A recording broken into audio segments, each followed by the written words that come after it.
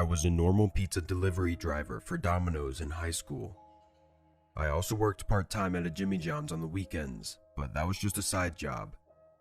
Anyway, I just wanted to put that out there so that you know I'm not just some random guy doing his first delivery. I was very familiar with making food deliveries, and what happened on this night was not normal at all. 90% of the time, I don't take the phone calls.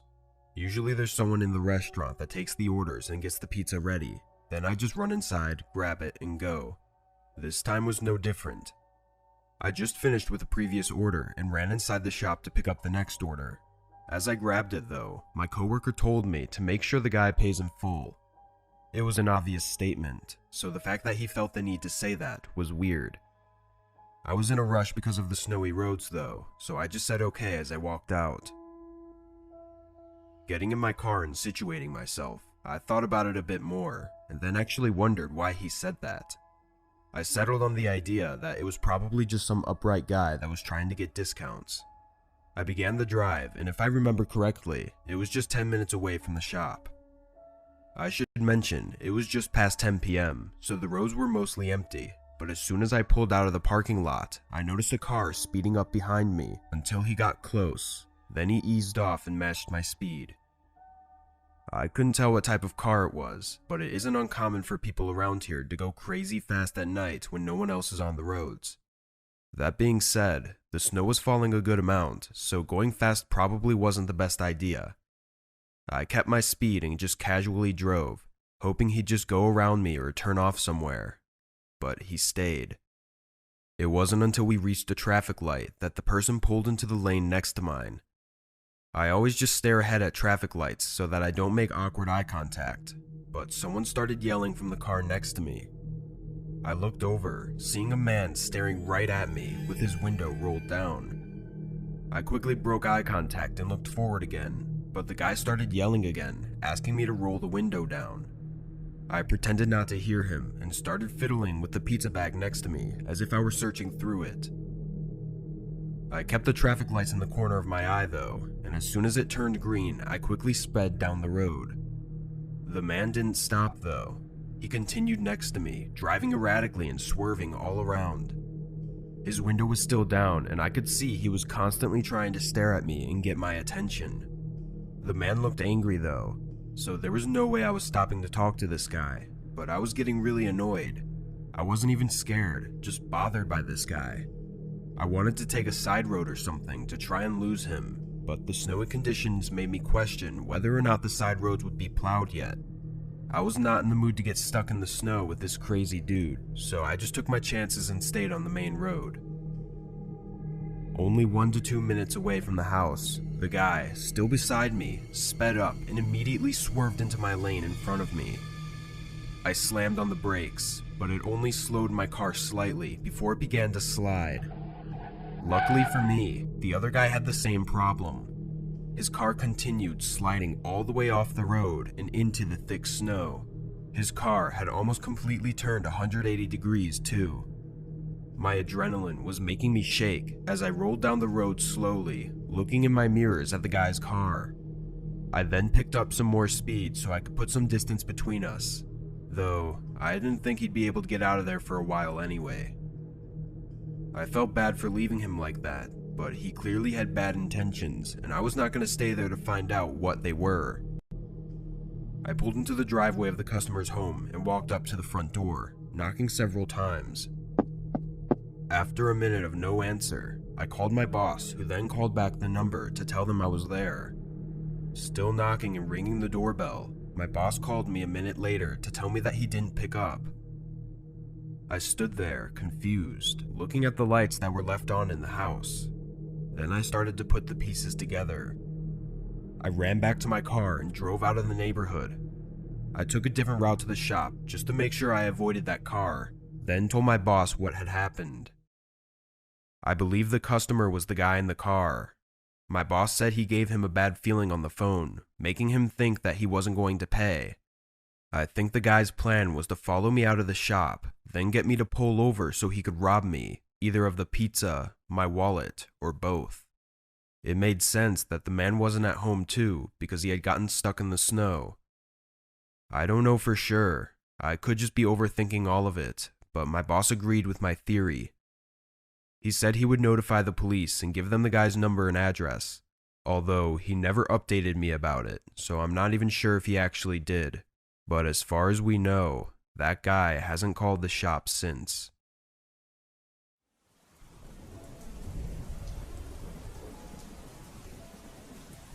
I was on the road during a small snowstorm and had been driving for about 8 or 9 hours already.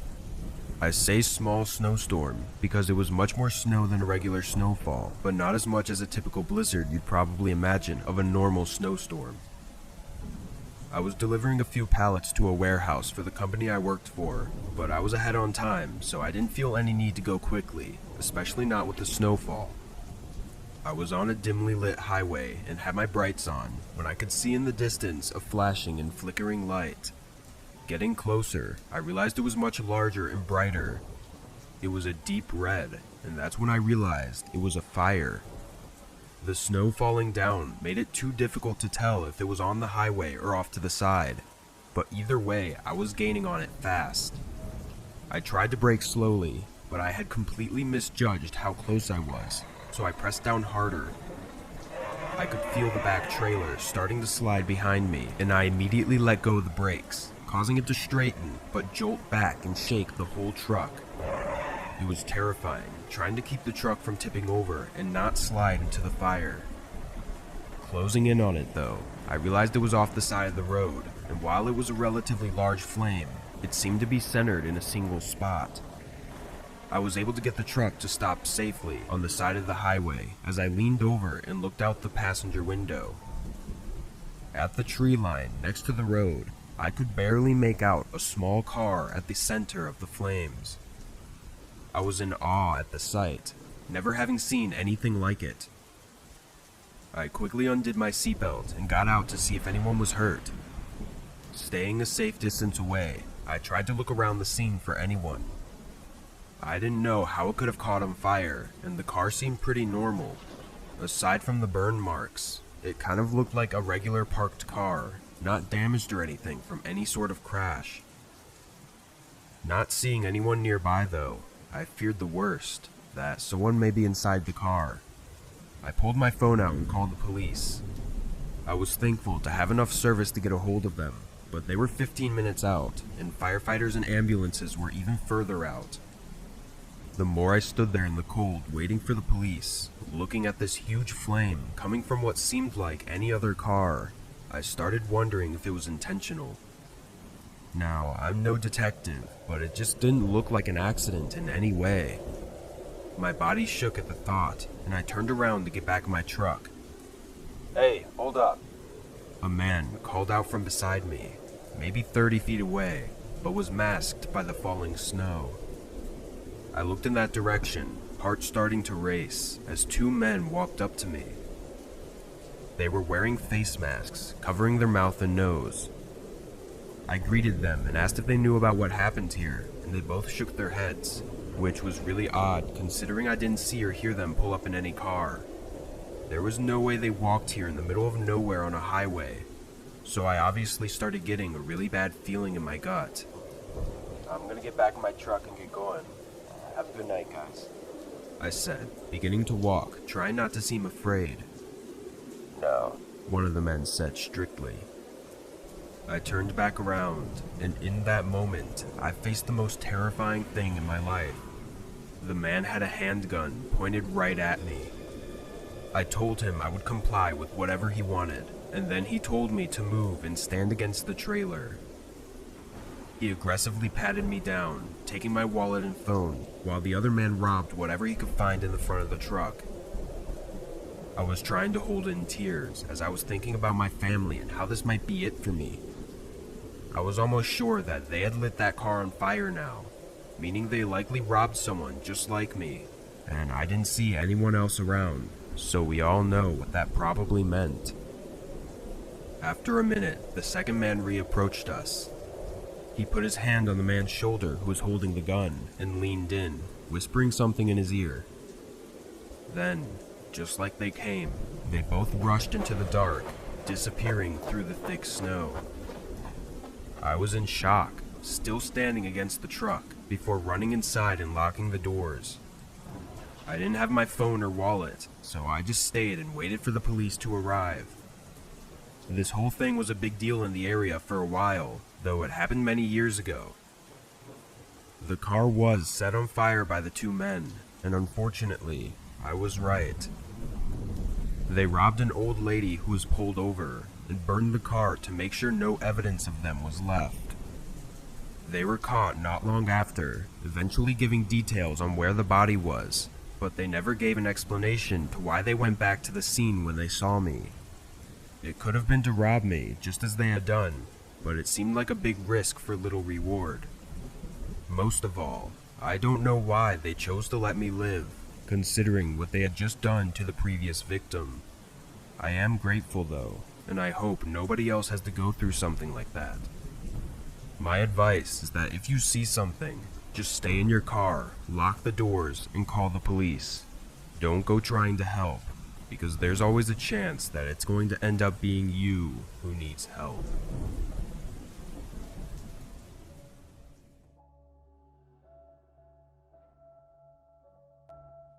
I've been a taxi driver in the big city for over 15 years, specifically Chicago, but I used to live in Las Vegas and worked as a driver there as well. Recently, I know a lot of new methods of getting around have been coming up, like Uber, but this happened to me years ago, before that even existed, or at least before it was commonly used. For context, to those who aren't familiar, Chicago has cold, nasty winters, and the temperatures drop to freezing all the time. The taxi service I worked for wasn't the typical yellow taxi car type job you used to see all the time. This, at the time, was a more modern type of job, where you use your own car and put a sign on top whenever you're working, so that people know that you're a taxi. In return, the company takes a portion of your earnings, but this way, you can work whatever shifts you want and can charge what you feel is necessary. At the time, this felt like a luxury I never wanted to end, but it didn't last forever. I never set a schedule for myself, so I would just go out and drive whenever I decided on any given day. During the holidays, I worked more hours though, since more people are out and about. I didn't have any family nearby at the time, and I lived alone, so holidays were just like any other day for me. This unfortunate event took place on Christmas Eve. I began driving at 10 a.m., and was very pleased with the amount of business I was getting. There was almost no downtime between customers, and they were willing to pay more due to how busy it was, which meant I was making nearly $80 an hour, which was really good for me. By the time 8 o'clock came, I had been working 10 hours, but was still making great money. However, snow started falling. It was light still, but I figured I still had time before it got worse. I took a quick stop at a fast food place to grab a bite to eat, then headed back out to work as much as possible while I could. The crowds were dying down, but a lot of other taxi drivers had gone home as well, which meant I had less competition. I picked up a small group from a large road and took them home. They lived in a relatively low-quality neighborhood, with very close together old homes. The group was nice though and left a good tip.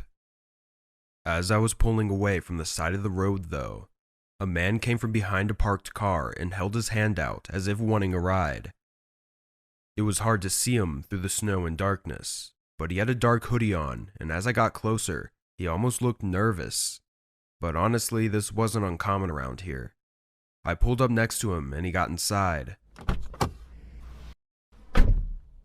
Where you heading? I asked, continuing forward again. As I rolled down the street for a few seconds though, I realized he still hadn't answered. I spoke again, more punctual this time, asking where he needed me to take him. I looked in the rearview mirror as I asked, and the man made eye contact for a second before looking away. Then he spoke.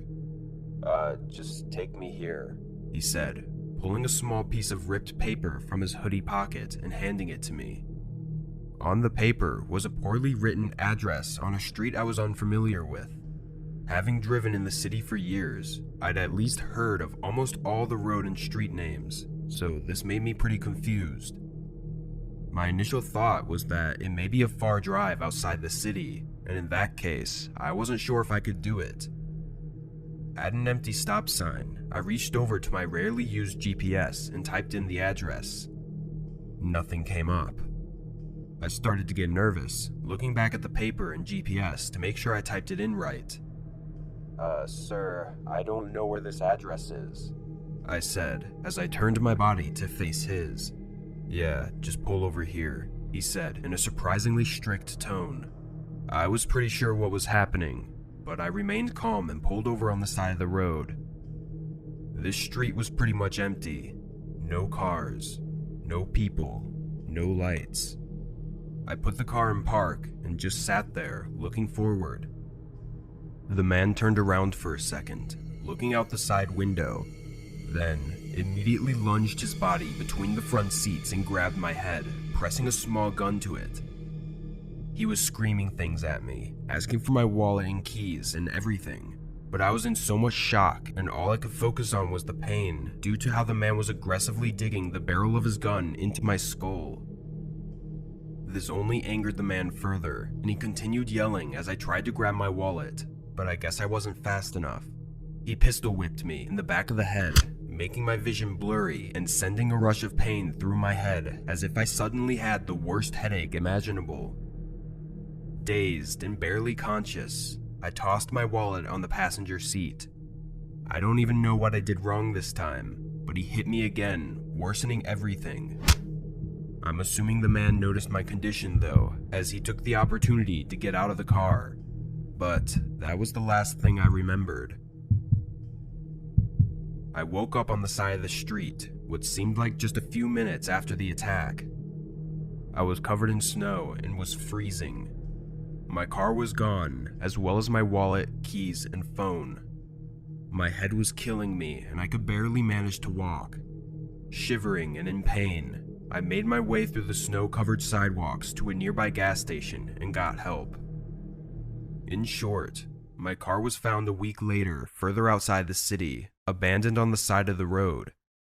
Thankfully, I had no lasting injuries, but getting a new phone, license, bank card, everything was just a hassle.